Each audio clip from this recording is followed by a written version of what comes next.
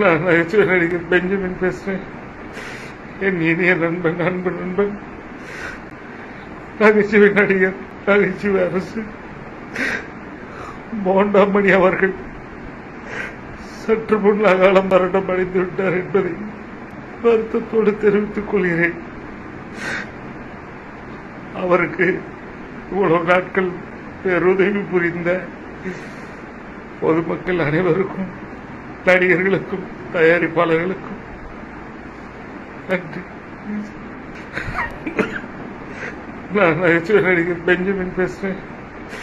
என் இனிய நண்பன் அன்பு நண்பன் நகைச்சுவை நடிகர் நகைச்சுவை அரசு